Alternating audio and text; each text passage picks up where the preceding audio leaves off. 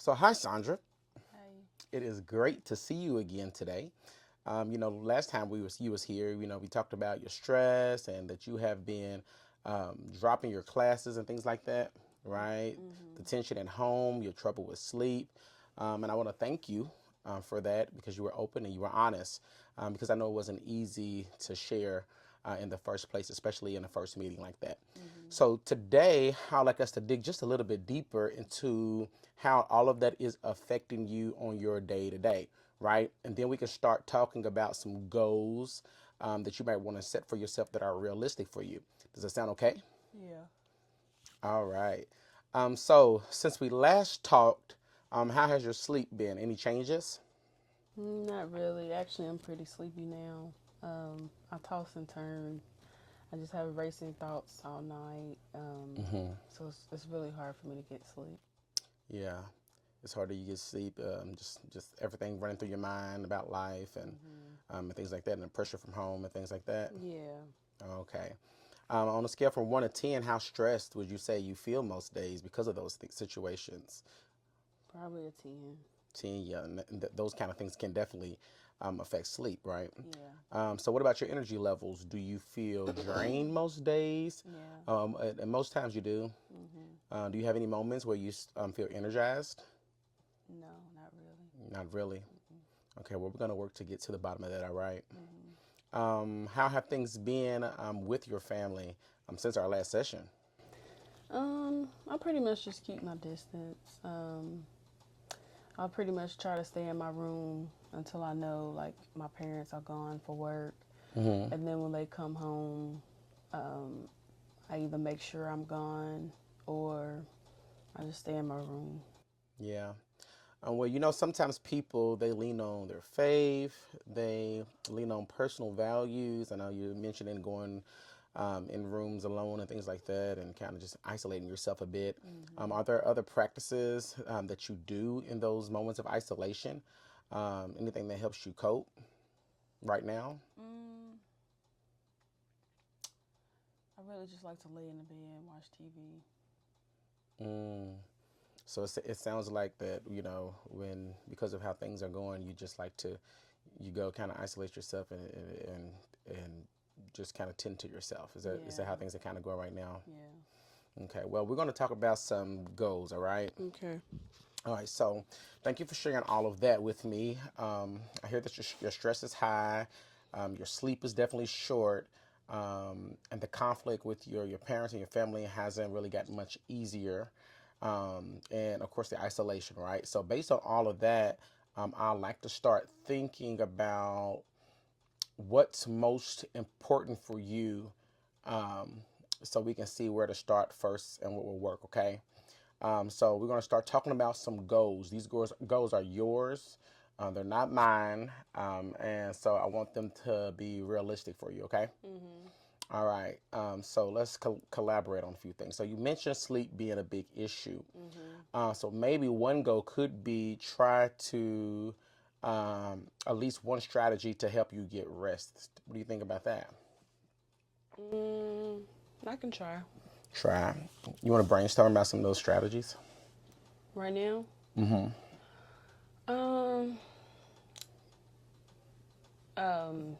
Turning off devices, the Mm-hmm. TV, my phone, when I'm Mm-hmm. maybe at least 30 minutes or so before I should go to bed. Yeah. Well, a lot of things too that can, since, I know we're in the world today where devices seem like they're everywhere and Mhm. a big part of our lives. One thing you could actually do is get on YouTube and look up mindfulness. Okay.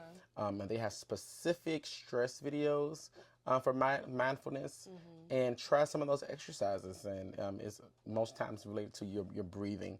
And it's speaking to you while you're breathing and just find yourself a quiet place. You say you isolate. So in those isolated moments, you could try something like that. What do you think? I could try that. Okay.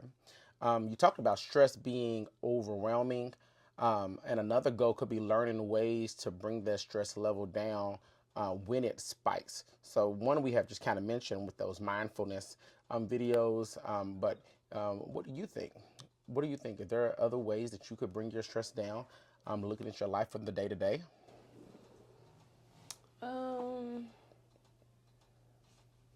I think that would be the hardest thing for me to do right now. Yeah.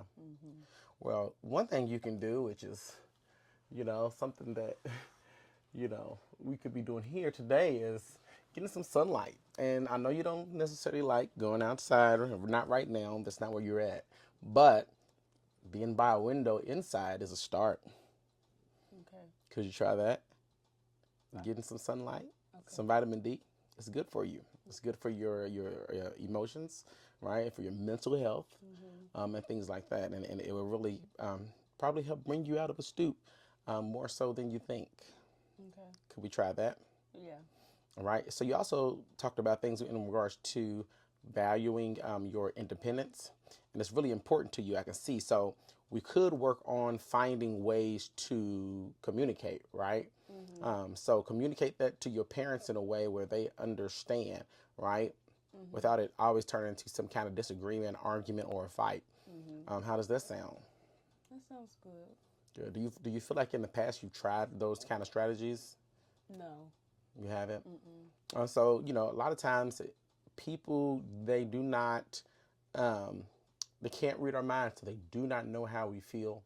Even though we feel some things we shouldn't have to say, they should kind of understand. But the truth of the matter is that they don't, right?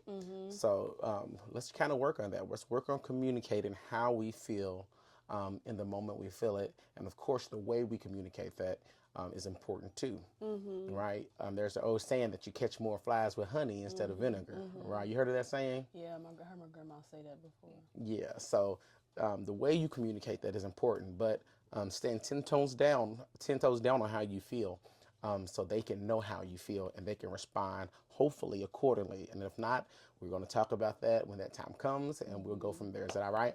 Yeah. Right. So I know you said, from the first session that your parents, they encouraged you to be here, right? Well, you are the expert on your own life, right? My role is to really just walk alongside you, not tell you how to live your life, right? So the goals we set need to reflect what matters most to you, okay? So as we go through these further sessions, we're going to work on that. Is that all right?